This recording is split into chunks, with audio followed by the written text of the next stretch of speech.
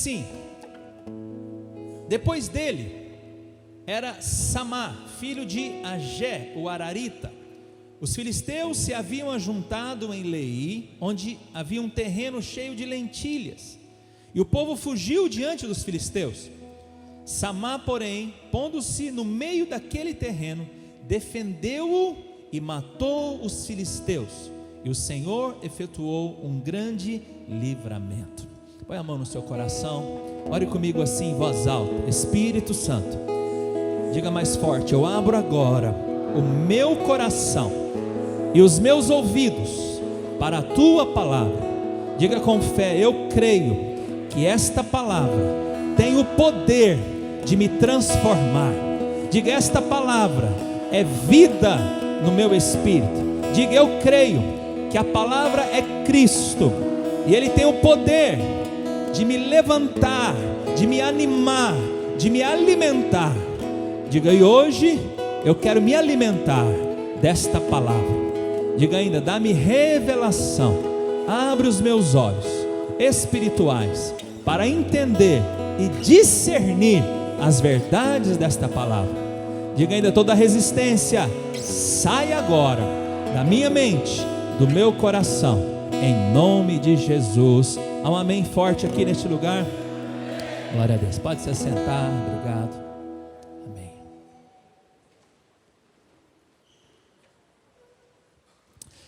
Amém. Irmãos, eu, como homem de Deus, eu sempre estou atento e os meus ouvidos abertos para ouvir Deus falando em tudo. Às vezes até numa frase de carroceria de caminhão, às vezes Deus fala comigo. É assim com você? Eu às vezes estou andando, dirigindo, passa um caminhão, tem aquelas frases bonitas, às vezes Deus fala alguma coisa comigo ali, e é bom que as coisas sejam assim. E essa semana, na minha folga, indo ao cinema, e pastor vai ao cinema, pelo menos eu vou, assisti um filme muito interessante, 1917, um filme sobre guerra, e achei interessante, falando aquela história da guerra, da Primeira Guerra Mundial, e conta a história de dois rapazes, dois valentes. Não vou contar o final, senão eu vou dar aqui como é que é o nome? Um spoiler aqui, se eu falar que ele morre no final, desculpa, foi engano, mas não morre não, mas por incrível que pareça, Deus falou comigo ali, sobre os valentes. Por isso que eu ministrei hoje aqui na oferta, algo também que Deus falou, sobre a necessidade de que Deus quer levantar entre nós valentes. E geralmente os valentes, como eu disse a você, não são os mais fortes, engano. Os valentes não são os mais capacitados, não, os valentes são sempre os mais corajosos.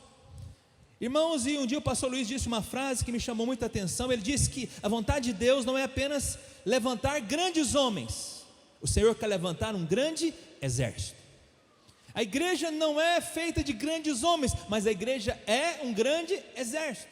E uma das faces da igreja na Bíblia, uma das maneiras que a Bíblia que a igreja é apresentada na Bíblia, Paulo fala isso, tem 7 maneiras que Paulo apresenta a igreja, uma delas é o exército. A igreja é uma família, sim, a igreja é um corpo, sim, mas a igreja também é um exército. E toda a palavra de Deus, se você for olhar de maneira bem restrita, você vai perceber que a Bíblia está centrada em guerras, tanto no Antigo Testamento como no Novo Testamento. O povo de Deus sempre esteve rodeado por batalhas. Será que você não está rodeado por uma batalha hoje? Deixa eu fazer uma pergunta: quantos aqui estão rodeados por uma batalha? Pelo menos levante a sua mão, dá uma olhada para você ver. Nós estamos rodeados de batalhas, e quando Jesus voltar, saiba disso, Ele virá como um grande general, preparado para uma guerra, e a primeira coisa que Ele vai fazer quando voltar, vai ser guerra. Na verdade vai ser a primeira coisa e a última, porque será a última guerra de todos os tempos. Depois disso não teremos mais guerra, será só desfrute no Senhor. Quantos querem esse tempo aqui? Nós esperamos por esse desfrute, mas enquanto isso, saiba de uma coisa: nós estamos em guerra. Esteja ciente disso, meu irmão. O cristão é um soldado que está permanentemente em guerra. Eu não me lembro se eu falei já nesta igreja, mas eu estive em Israel uma vez, acho que eu já falei, se não me engano. Gildo, falei? Mas algo que me chamou muita atenção em Israel, quando eu cheguei em Jerusalém, eu vi um grupo de jovens mesmo, 16, 17 anos, mocinhas, aquelas moças mais lindas, aquelas mocinhas jovens, adolescentes, todas armadas assim. Eu fiquei até assustado, o brasileiro não é muito acostumado com isso. Elas saindo, carregavam o revólver, o fuzil, como se estivesse carregando um celular, um baita de um fuzil nas costas assim. Eu falei, meu Deus. E o guia disse que em Israel todos são soldados, e assim que eles apresentam, que eles se aposentam, eles vão para casa, eles levam consigo a sua arma, porque quando a sirene toca, todos são soldados. E a igreja não é diferente. Olha para mim, você é um soldado de Cristo, irmão. Fala para o seu vizinho, você é um soldado desse exército. Nós somos soldados do Senhor, e nós estamos em guerra. Por isso que Paulo fala da armadura de Deus. Nós estamos numa guerra de vida e de morte. Sim, de fato, nós lutamos por territórios. Os judeus internacionais estão aqui lutando por um território nas escolas, e olha para mim, é um ambiente de guerra mesmo. No Brasil, nesse final de semana, tivemos algo sem precedentes. 3 estádios inteiros foram lotados. 3 estádios lotados de jovens, homens e mulheres adorando ao Senhor dos Exércitos. Sabe por quê? Uma luta por território. É vida e morte. Pessoas estão morrendo, indo para o inferno, estão perdendo as suas vidas, jovens, crianças, mulheres. Sabe, querido, não é uma guerra natural, mas é uma guerra espiritual.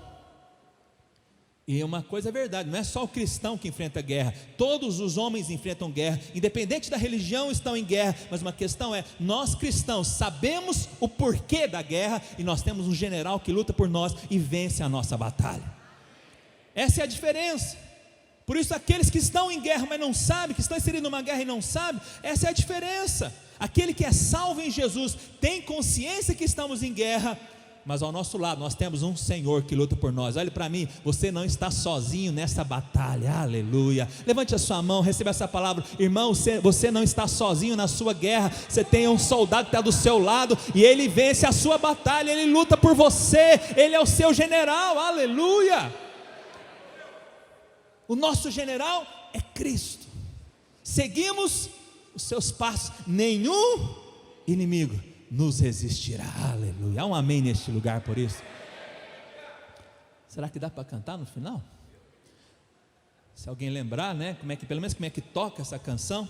Mas sabe, irmãos, e falando-se em guerra, não há como nós esquecermos de Davi.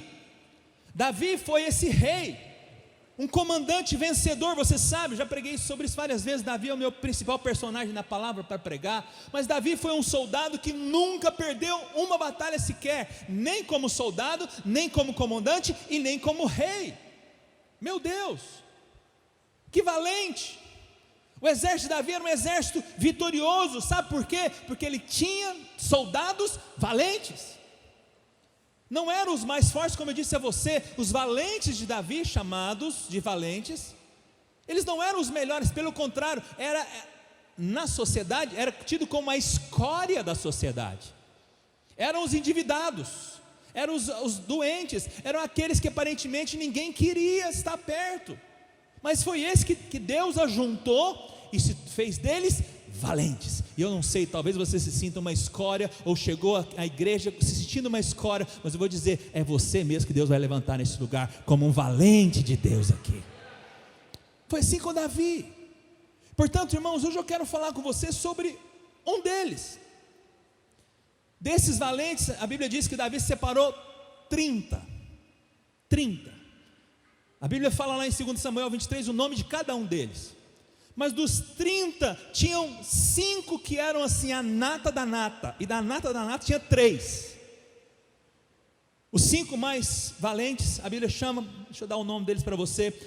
O primeiro era Samá, o segundo era Josebe-Bassabete, nome bonito para você dar para o seu filho aí, quem está grávida. Eleazar, Absaí e Benaia, eram os 5 valentes. Mas desses 5 tinham 3, Samá, Benaia e Absai. Eram a tropa de elite, os caras. E cada um, a Bíblia diz que eles fizeram algo. Olha para mim, eles fizeram algo que tornaram-nos valentes. Eu vou falar sobre você hoje, sobre esse rapaz chamado Samá. O que ele fez, que o fez de valente? Talvez através dele, Deus vai nos inspirar hoje, nesse passo de valentia que Deus tem para você. Quantos querem decolar comigo aqui? Diga amém. Fala para o seu irmão, prepara aí, nós vamos decolar.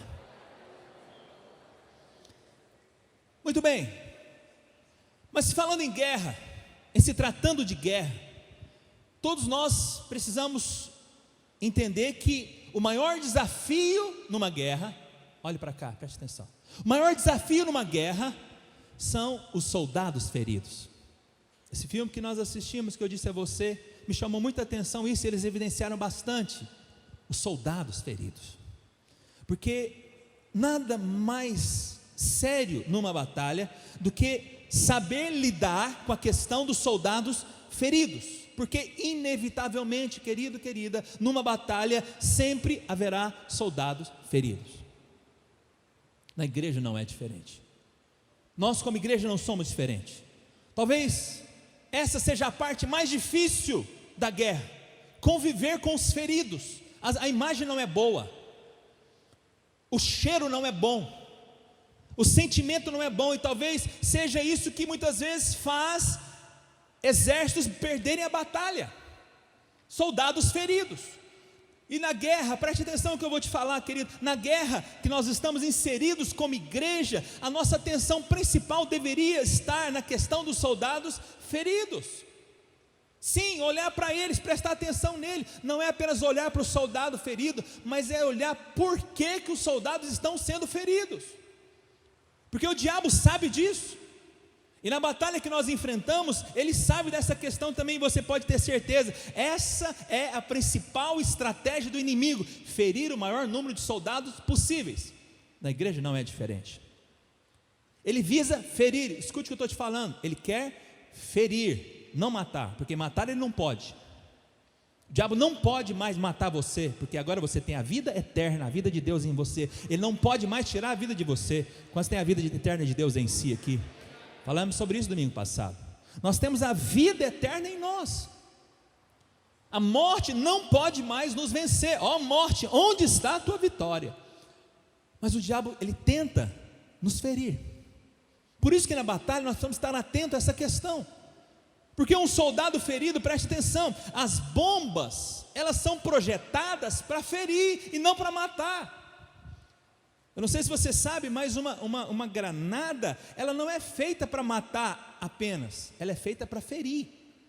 E algumas bombas dentro delas trazem em si ferros, pregos, bolas, alguns chumbos, porque o alvo é quando aquele espalha, nem tanto matar, porque matar, sim, lógico, ele vai dar uma baixa no exército, mas quando ele fere um soldado inimigo, aquilo traz uma perda maior no exército inimigo. Por quê? Porque um soldado ferido, ele precisa de 2 para carregá-lo. Então quando ele fere um, ele usa 3. Você entende o que eu estou falando aqui na matemática? Quando um soldado é ferido numa batalha, ele é mobilizado mais 2 para carregá-lo. Então quando fere um, tira 3 do exército. Por isso que o inimigo muitas vezes ele sabe que na igreja ele quer ferir os crentes, já que não pode matá-los. Então ele tenta ferir, e fere de várias maneiras. Ele fere com palavras, ele fere num processo de situações, e ele quer enfraquecer a igreja de todas as formas. Como? Entristecendo o coração dos crentes, gerando situações onde o soldado ele se sente ferido por algum aspecto. Agora preste atenção, o soldado não é ferido dentro de casa, ele é ferido pelo inimigo. Ah pastor, mas tem o fogo amigo. Eu sei que tem o fogo amigo. Tem ou não tem fogo amigo aqui? Na guerra nós não estamos isentos disso. Mas lembra de uma coisa, o principal inimigo que quer te ferir não é a igreja, é o diabo. Então não fique brabo com o exército, fique brabo com o diabo, que tenta ferir você. E ele tenta mesmo, ele ataca de muitas maneiras, situações que acontecem conosco para nos atingir. Às vezes ele fere por meio do pecado, por meio da imoralidade, da acusação, da condenação. Ele fere por meio das decepções, com as frustrações. Ah, irmão, como que a decepção tem ferido soldados na igreja? E o que é decepção? É quando você cria uma expectativa em relação a algo ou a alguém, e aquilo não atende a sua expectativa. De repente você se frustra, decepciona. Quantas pessoas decepcionadas com a fé, Ah, pastor, mas eu criei, eu jejuei, eu orei para Deus me dar essa vaga, para Deus me dar esse emprego, para Deus me dar aquela esposa, para Deus me dar alguma coisa, e Deus não me deu. Aí você se decepciona com o seu líder, decepciona com o seu pastor, decepciona, e eu vou te falar, você fica ferido na guerra. Sabe de uma coisa? Nós estamos sujeitos a isso. Muitos jovens feridos pelo diabo, feridos pelo estilhaço da rebeldia, feridos pelos estilhaços, sabe, da imoralidade. E nós vemos muitos, às vezes, que estão feridos, casais feridos. Essa semana foi uma semana onde tivemos que tratar muitos casais, sabe, feridos nos seus relacionamentos, feridos nas suas alianças. E eu percebo que um ferido envolve muita gente para cuidar.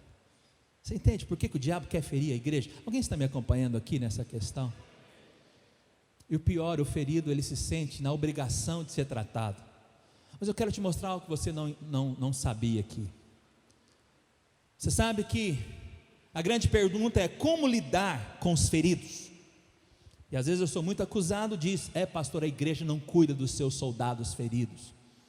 De fato, eu reconheço que muitas vezes nós não temos a estrutura, não temos nem sequer a condição de cuidar de todos os feridos. Eu reconheço. E alguém disse também que a igreja é como um hospital, né? Mas não é. A igreja não é o hospital. Não entenda isso. Isso é uma mentira do diabo. Porque o hospital é o seguinte: é o lugar que você vai para ser tratado, e depois que você é tratado, qual que é a primeira coisa que você quer fazer depois que você sara? Ir embora. Igreja não é isso. Igreja não é hospital. Igreja é casa. Igreja é família, onde você é tratado e quer ficar lá mais ainda, e você quer gerar mais filhos dentro dessa família. Alguém me entendeu aqui? Então para com essa mentira do diabo de igreja hospital. No hospital coisa nenhuma, eu não sou médico, coisa nenhuma. Agora Jesus é. Ele é o médico dos médicos e vai sarar você. Mas como lidar com os soldados feridos? É a questão. Eu tenho aprendido uma coisa: os exércitos mais vencedores da história não é aqueles que aprenderam técnicas para curar soldados, não são aqueles que aprenderam medicinas rápidas para sarar o soldado, não é isso. O exército vencedor foi aquele que aprendeu a dar armadura para o seu soldado, para ele não ser ferido. Essa é a grande questão. A questão do exército não é você ser ferido, é você estar armado para não ser ferido. Você ter a armadura de Deus, você está guardado nas suas partes vitais, para não ser ferido. Por isso que a Bíblia diz que nós somos o soldado, e Deus, nós temos que nos revestir, Efésios 6, da armadura de Deus. Se você está armado, você não vai ser ferido. Por que muitas vezes nós somos atacados no nosso peito? Porque você está sem a couraça. Eu aprendi isso. Muitos soldados feridos na igreja, não é culpa da igreja, é culpa do soldado que não se armou. O soldado, ele foi negligente com a sua armadura, ele não colocou, ele é ferido na cabeça porque estava sem o capacete, ele é ferido porque ele não usou o escudo. E olhe para mim, hoje Deus quer armar você nesse lugar. Levante a sua mão, hoje Deus vai colocar a armadura de Deus, para você se guardar as suas partes essenciais da sua vida, seu coração, sua mente, seus pés, sua cabeça, aleluia. Deus tem nos dado armaduras, irmãos, então use a armadura.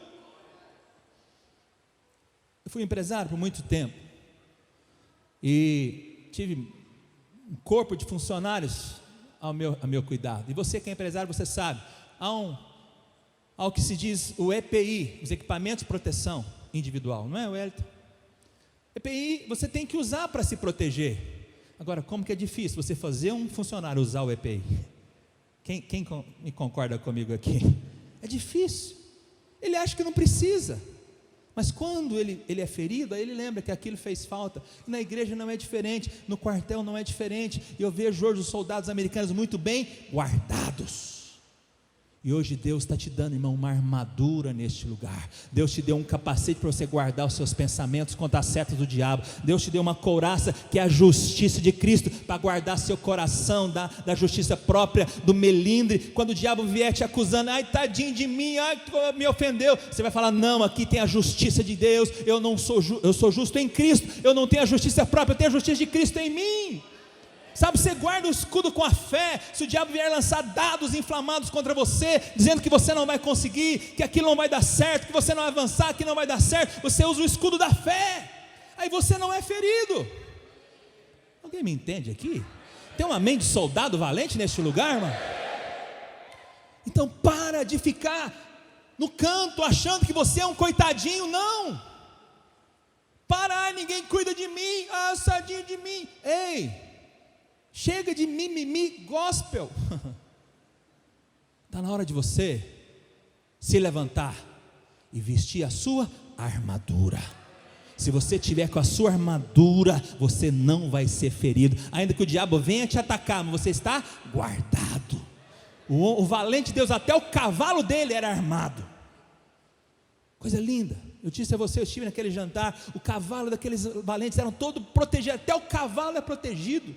Olha para mim, o valente de Deus, até a sua casa é protegida, até o seu cachorro é protegido. Tudo é protegido, o carro é protegido, a vida é protegida, tudo é protegido, porque até o computador dele é guardado, porque ele não vai permitir que a seta venha para feri-lo, e uma vez que fere o exército, ele fere o soldado, ele prejudica o exército.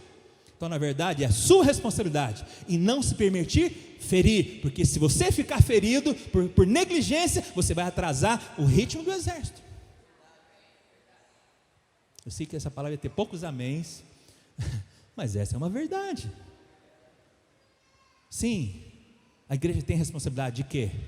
De dar a você a armadura, de ensinar você como usar, e nós temos feito isso diariamente. A igreja, a comunidade de vida é uma igreja, irmão, modéstia à parte, nós ensinamos a palavra de Deus neste lugar.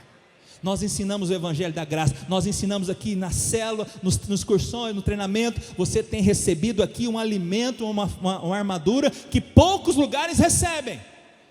Não somos melhores nem piores do que ninguém, mas aqui nós temos ministrado a palavra genuína. Alguém diz amém a isso aqui? Então usa isso, irmão. Deus está te dando uma armadura, para que você não seja ferido no seu casamento. Reveste o seu casamento com a armadura de Deus. Talvez domingo que vem eu pregue sobre a armadura, sobre cada peça da armadura, para você entender. Pois bem, mas essa não é a minha palavra, não estou querendo falar sobre o soldado ferido, eu quero falar sobre o soldado valente, porque esse é você é o soldado valente, irmão. Então a melhor forma de nós avançarmos é isso, é sendo valentes. E um soldado armado, bem protegido, com a armadura de Deus, ele pode ter atitudes de valentes. E aqui hoje eu quero falar sobre esse valente chamado Samá. Não vou me alongar, pode ficar tranquilo. Samá, o nome Samá quer dizer fama, renome. Samá viveu 1000 anos antes de Cristo, 1 milênio antes de Cristo.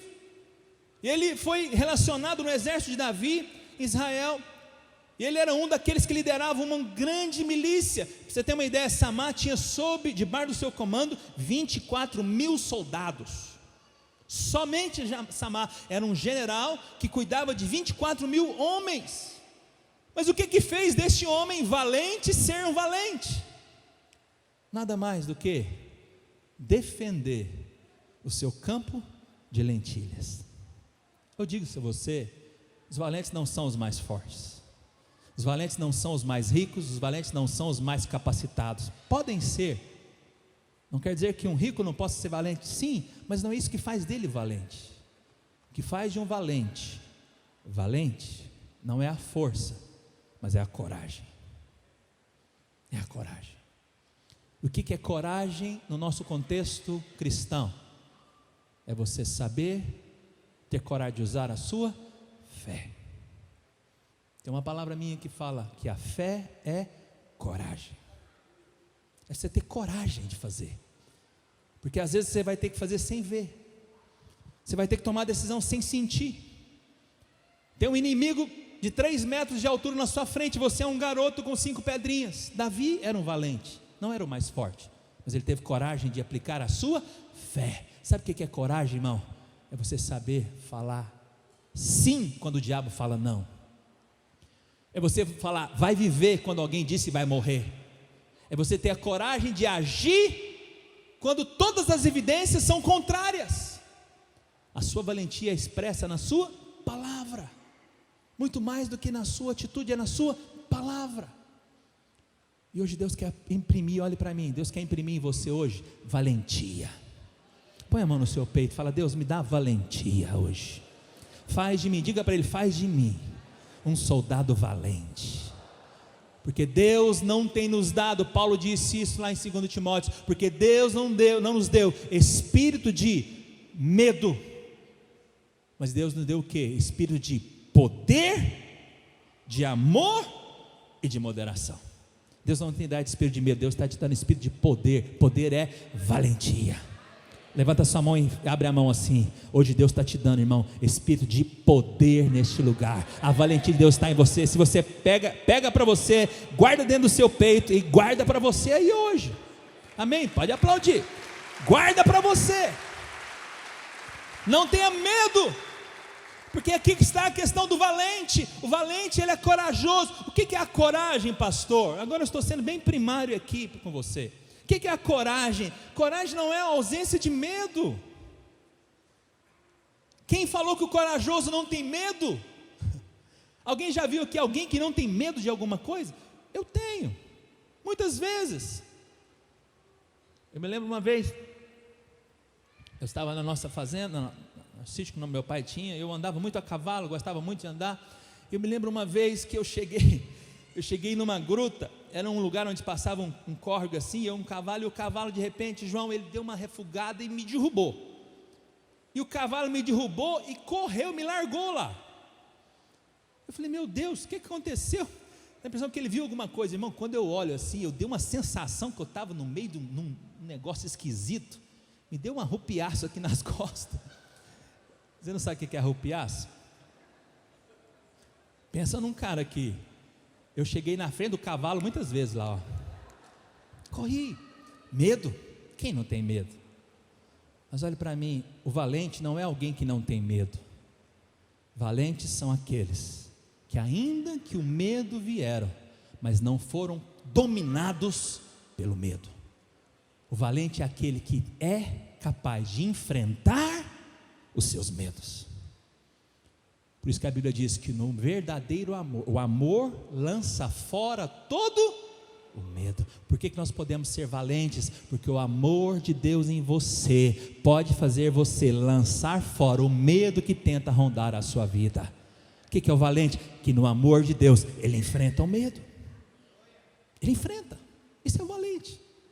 Não vem me dizer que você não tem medo. Você tem, eu também tenho, mas o medo não pode dominar você. Eu não ando mais pelo medo, eu ando pelo amor.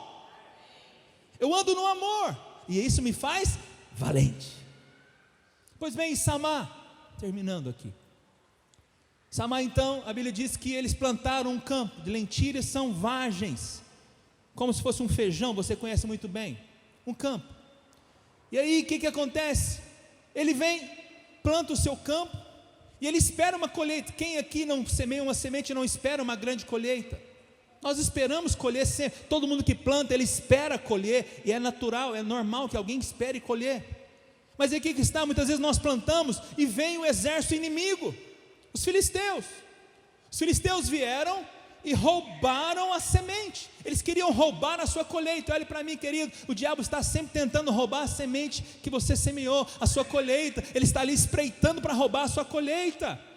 E o que aconteceu? Todos os familiares de Samá, todos os amigos, todo o povo daquela cidade, daquela aldeia, fugiram. E a Bíblia diz, olha só, eles fugiram. Volta o versículo anterior, o 11. Todo mundo fugiu, menos Samá. Samá não fugiu.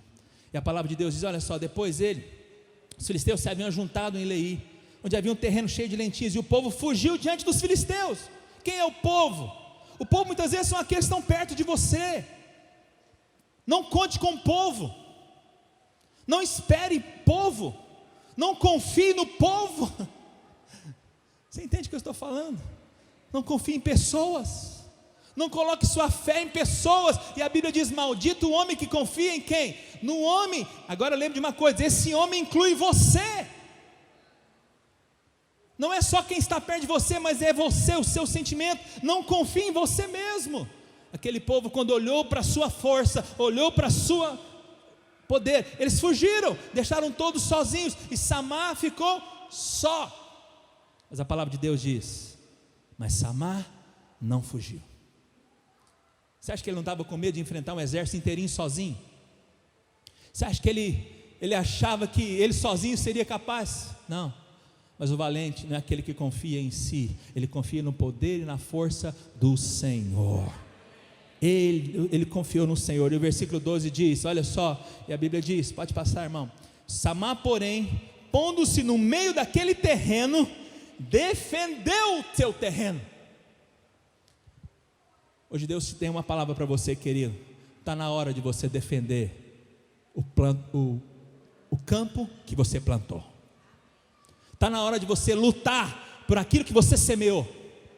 Está na hora de você parar de fugir e começar a se posicionar na frente do seu campo. Pastor, mas eu estou sozinho. Eu sei. Samar também ficou sozinho. Mas não olhe para quem te abandonou, olhe para quem ficou com você. Quem ficou com ele ali? O poder do Espírito Santo estava nele, o poder do Senhor estava nele. Ele tinha a unção do que ele precisava. Não olhe para o que você não tem, não olhe para quem te deixou, não olhe para quem te abandonou, olhe para quem ficou. A palavra de Deus diz: nunca, jamais te deixarei e nem te abandonarei. Pode todo mundo te abandonar, mas o Senhor está sempre contigo, meu irmão.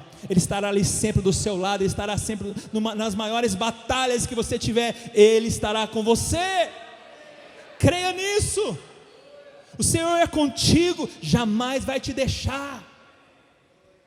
Então pare de ficar reclamando por quem te abandonou. Talvez, quando eu digo abandonar, não é só sair de perto, mas é deixar de crer com você. Às vezes a sua esposa não crê com você, talvez o seu marido não crê com você, mas você luta pelo seu campo.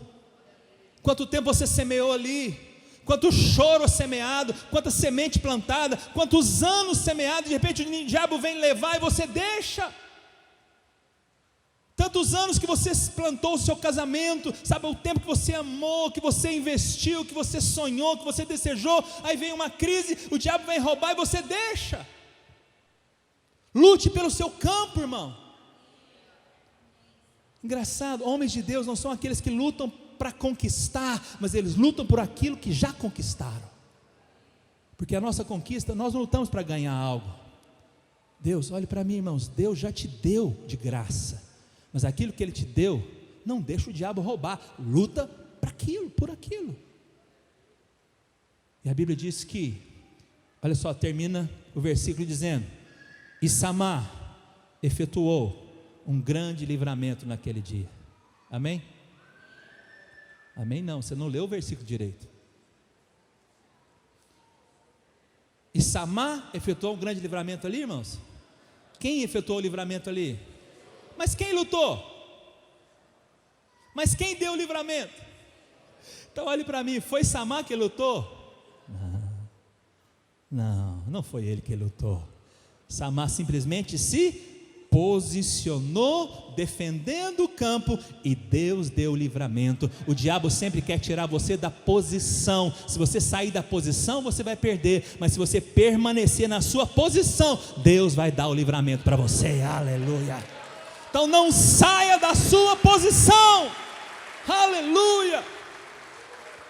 Aqui está o segredo dos vencedores. O vencedor não é o mais forte, o vencedor não é o mais valente, o vencedor é aquele que permanece, aquele que fica e não sai. Marido, não saia da sua casa. Mulher, não saia da sua posição. Homem, não saia daquilo que Deus te falou, permaneça, que Deus vai se encarregar de dar o livramento. E sabe o melhor? Depois que Deus deu o livramento, Samar foi levantado como valente. Olha como a graça é maravilhosa. Ele vence, Deus vence, Ele dá a vitória, Ele dá tudo, e ainda você que é chamado de valente. Tem coisa melhor do que servir a Deus? Tem algo melhor do que servir a esse Deus maravilhoso? Ele nos dá tudo. Ele nos dá a semente, Ele nos dá a terra, Ele nos dá a força para trabalhar, Ele nos dá a colheita, e quando o inimigo vem, Ele nos defende, e no final nós que somos honrados. Por isso, aleluia, quando você chegar lá no céu, diante do Senhor dos senhores, Rei dos reis, você vai estar com uma coroa, porque aquele que é fiel vai receber uma coroa. Ser fiel até a morte, e dar-te-ei a coroa da vida. Permaneça que você vai ganhar a coroa, e você chega diante de Deus com uma coroa. Só que quando você olhar para Ele, você não vai se sentir digno, porque foi tudo por Ele. Aí a Bíblia diz que os anciãos se prostraram, tiraram a sua coroa, colocaram aos pés do Senhor, reconhecendo que tudo é por Ele. Tudo é por causa dele. Qual o seu papel, irmão? Permaneça. Todo mundo pode sair, mas você não. Pode estar sozinho, mas eu estou aqui. O inimigo pode ser muito, um exército, irmão. Você imagina lutar sozinho contra um exército inteiro. Mas Samar sabia que não era ele quem ia lutar.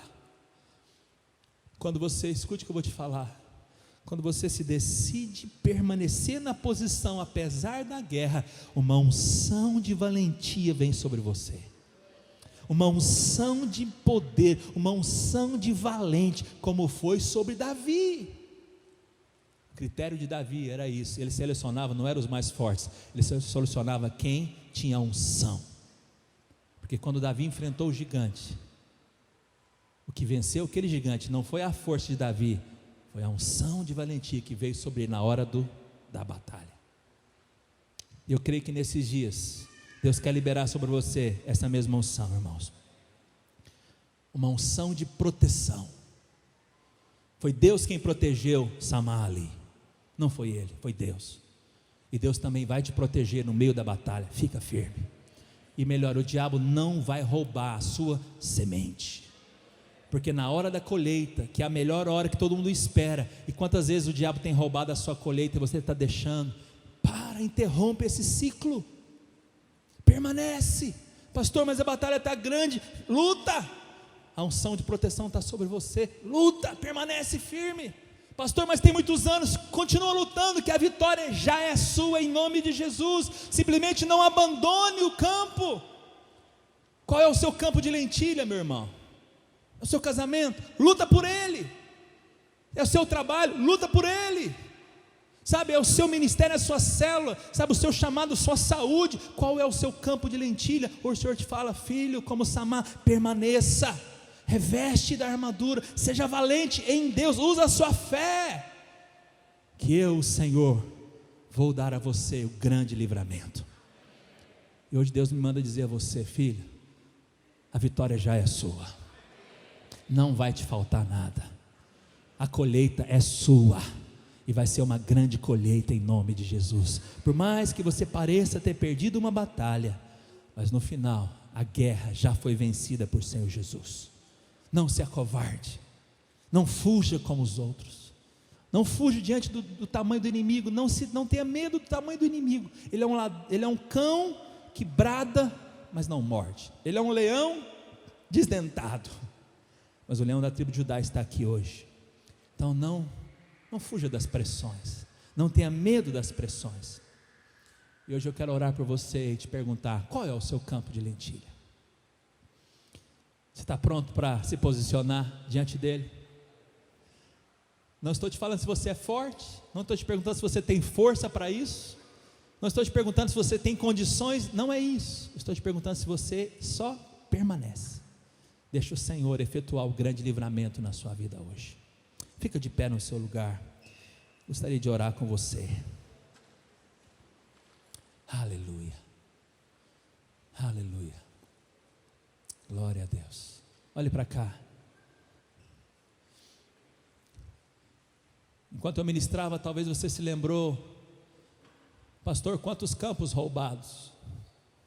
Sim. Quantas colheitas que foram usurpadas pelos filisteus? Sim, talvez. Pastor, eu olho para trás, tanta vez que eu já semeei, no final, na hora de eu colher, alguém vem e rouba, eu perco. Sim, mas eu te convido agora, não olhe para trás mais. Há uma grande colheita para esse ano para você. É o ano das chuvas abundantes. Eu quero declarar, a colheita que está por vir não se compara com aquilo que passou. Os anos que foram consumidos pelo gafanhoto não vão se comparar com aquilo que Deus tem para você agora, nesse tempo. Mas é tempo de você falar: eu vou, como Samar, permanecer armado com a armadura de Deus, com a espada do Espírito, com o escudo da fé, com o capacete da salvação, com as sandálias do evangelho da graça, a paz. Eu vou permanecer, e Ele vai lutar por você, Ele vai te dar o livramento necessário. Põe a mão no seu coração. Qual é o seu campo de lentilha hoje? Pelo que você tem lutado? Pelo que você tem batalhado? Será que você já tinha fugido? Eu te digo, volta para lá, volta para a posição, não saia da posição, volta, permaneça inabalável. Ele é a sua força, Ele é seu escudo, Ele é a sua salvação, Ele é tudo. Cristo, Ele é a sua vitória. Permaneça. Hoje o Senhor chama valentes neste lugar. Mais uma vez, não é o mais forte. A palavra de Deus diz: não é dos fortes a vitória. Uns confiam em carros, outros em cavalos, mas nós, porém, confiaremos no Senhor nosso Deus. O valente é aquele que confia não na sua força, mas no Senhor. Por isso agora, diante de Deus, faz uma oração bem simples. Fala: Senhor, eu vou permanecer. Eu não vou deixar o meu campo de lentilha para o diabo roubar. Eu não vou abrir mão da minha fé. Diga hoje, como Samar, eu me posiciono na posição que o Senhor me estabeleceu. Ainda que muitos me abandonaram, eu vou permanecer, não confiado na minha força, mas confiando no livramento do Senhor. Em nome